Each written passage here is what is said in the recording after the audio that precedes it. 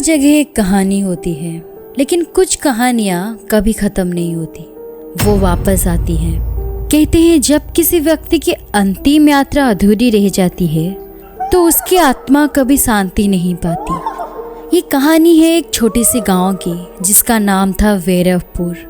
गांव तो छोटा था, लेकिन उसकी एक पुरानी परंपरा थी।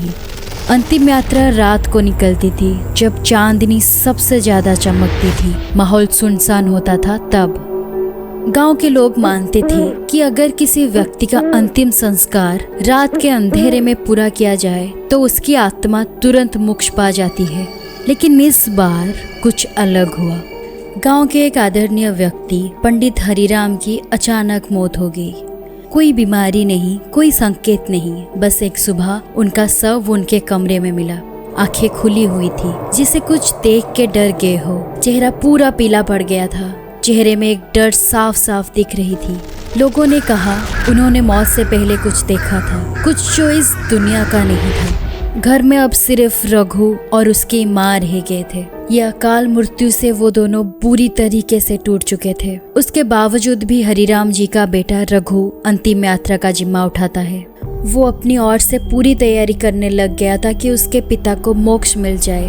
पूर्णिमा की रात थी और 12 बजे के बाद उनकी यात्रा शुरू होती है। 4 लोग कंधे पर अर्थी उठाए, आगे आगे धूप, पीछे गाँव वाले। लेकिन जैसे जैसे यात्रा शमशान के पास पहुंचती है, कुछ अजीब होने लगता है। रघु को लग रहा था जैसे 4 लोग नहीं 5 लोग अर्थी उठाए हुए हैं, पर वो उस चीज को ध्यान ना देते हुए आगे बढ़ता गया। उस रात ठंडी हवा नहीं चल रही थी, लेकिन लोगों को एहसास हो रहा था जैसे कोई उनके कान में कुछ बोल रहा हो, कुछ पुरानी भूल चुकी आवाज। कुछ समय के बाद अर्थी जाके शमशान घाट में पहुंच गया। कुछ विधियां होने के बाद जैसे ही अर्थी को अग्नि दी जाती है, आग अचानक से नीली पड़ जाती है। लोग घबरा जाते हैं। रघु के मामा बेहोश हो जाते हैं। कोई बोलता है ये आत्मा शांत नहीं हुई, ये कुछ और मांग रही है।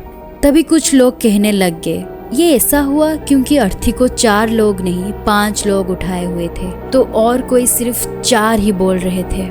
पर ज्यादा से ज्यादा गांव वालों का कहना था कि 5 थे। मैंने खुद देखा, एक आदमी सफेद कपड़ों में, लेकिन उसका चेहरा दिखाई नहीं दिया था।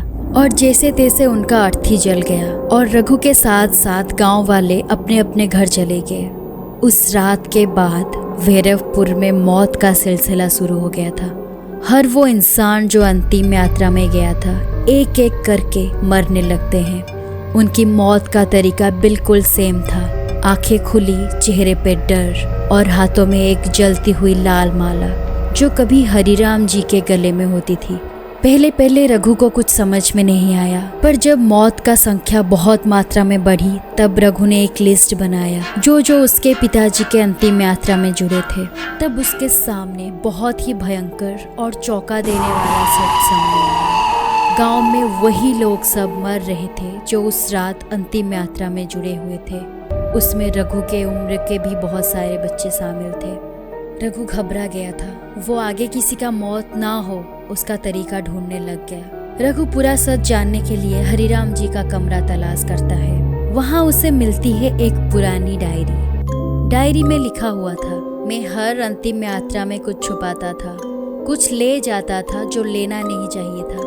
मुझे अंतिम यात्रा के रिश्ते से मौत का ज्ञान मिला है, लेकिन अब वो ज्ञान मेरे लिए श्राप बन गया है। डायरी के अंत में लिखा था, अगर मेरी आत्मा शांत नहीं हुई तो अंतिम यात्रा हर बार खुल के चलेगी और हर बार एक नया शिकार ले जाएगी, और जो भी उसको रोकने की कोशिश करेगा वो भी मरेगा। और आखिरी में लिखा था, मुझे माफ कर देना बेटा। उस डायरी को पढ़ने के बाद ऐसा लग रहा था जैसे उनके पिताजी को सब पहले से ही पता था और आगे क्या होने वाला है वो भी पता है। बहुत सोचने के बाद रघु ने तय किया कि और एक बार वो अंतिम यात्रा शुरू करेगा, लेकिन इस बार झूठी, बिना किसी मौत के। उसने एक कपड़े की अर्थी बनाई और पूर्णिमा की रात उसी रास्ते पर यात्रा शुरू की। मगर इस बार जो वो अर्थी ले जा रहे थे वो गांव वाले नहीं थे, बहुत पहुंचे हुए तांत्रिक और मजबूत लोग थे। रघु भी उन सबके साथ गया क्योंकि उसको सच जानना था और अकाल मृत्यु रोकना था।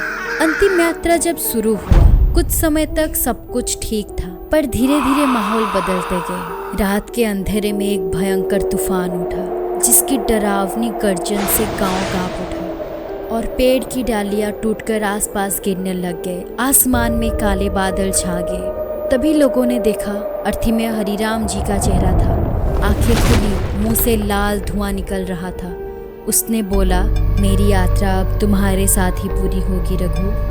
इस दृश्य के बाद सभी खौफ के मारे वो जगह छोड़ के भाग गए, सिवाय रघु के। सुबह जब गांव वाले उस जगह गए तो वहाँ सब कुछ नॉर्मल था, जैसे पहली रात कुछ हुआ ही ना हो। उसी घटना के बाद किसी ने रघु को जिंदा नहीं देखा। आज भी वैरवपुर के शमशान के रास्ते से लोग रात में नहीं गुजरते।